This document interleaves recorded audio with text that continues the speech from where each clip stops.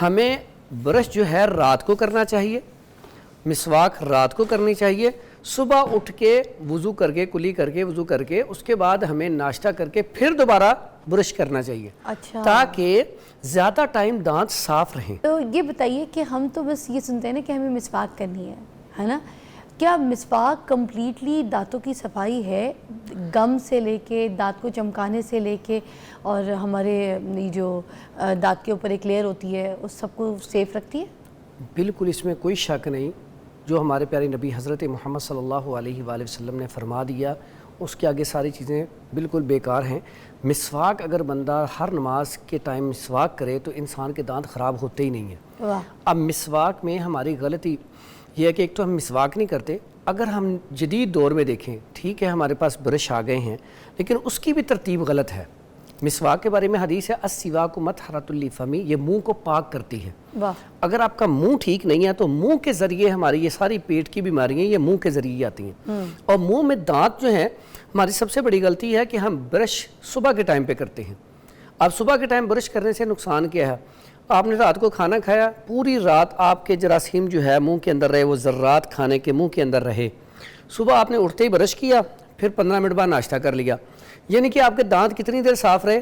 صرف 15-20 منٹ یا آدھا گھنٹہ۔ ہمیں برش جو ہے رات کو کرنا چاہیے، مسواک رات کو کرنی چاہیے، صبح اٹھ کے وضو کر کے کلی کر کے وضو کر کے اس کے بعد ہمیں ناشتہ کر کے پھر دوبارہ برش کرنا چاہیے تاکہ زیادہ ٹائم دانت صاف رہیں۔ بہت ساری یہ کنفیوژن ہے، میں سمجھتا ہوں کہ اپنے بچوں کو آج سے ہی روٹین میں عادت ڈالیں، رات کو برش کریں۔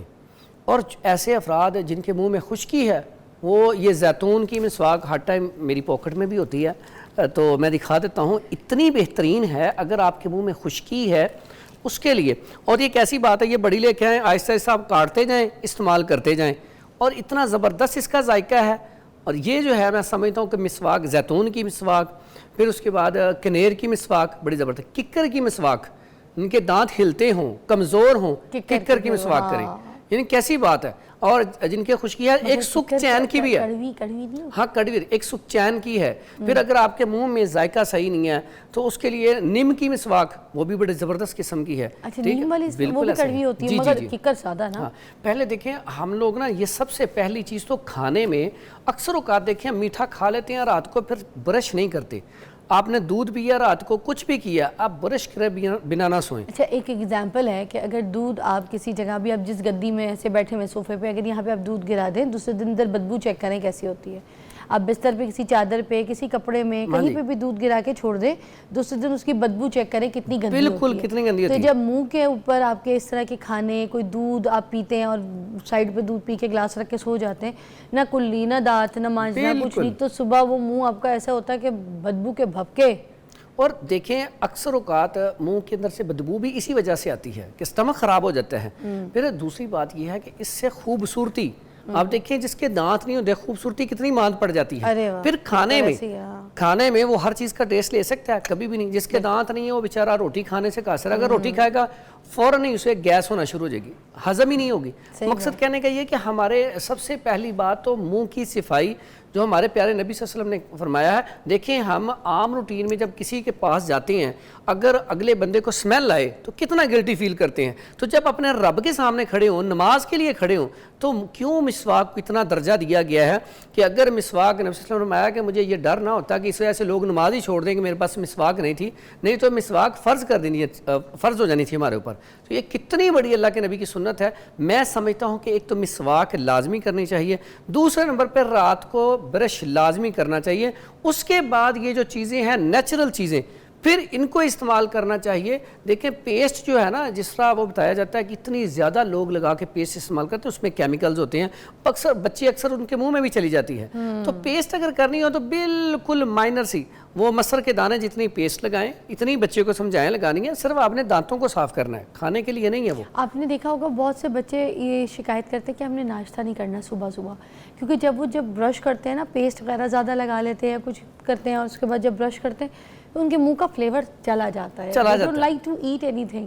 وہ ٹیسٹ میں ان کے بس منہ میں رہ جاتا ہے gummy taste, mint taste, floral taste. اب یہ والے ٹیسٹ جو ہوتے ہیں وہ اس سے ان کو ٹیسٹ بڈ ختم ہو جاتا ہے, کھانے کا ذائقہ ہی نہیں آتا. بالکل. اور ہمارے دانتوں کے خراب ہونے کی آج سب سے بڑی بنیادی وجہ, آپ بچوں کی جو بات کہی ہے, چاکلیٹس, کینڈیز, یہ سب سے زیادہ, اس کے بعد میٹھی چیزیں, یہ سب سے زیادہ دانت کو نقصان پہنچاتی ہیں.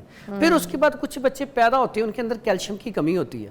دیکھیں آپ گاؤں میں چلے جائیں نا, بچے مٹی میں کھیلتے ہیں, ٹھیک ہے, دھوپ میں رہتے ہیں, وٹامن ڈی بھی وافر مقدار میں لیتے ہیں, کیلشیم بھی وافر مقدار میں لیتے ہیں.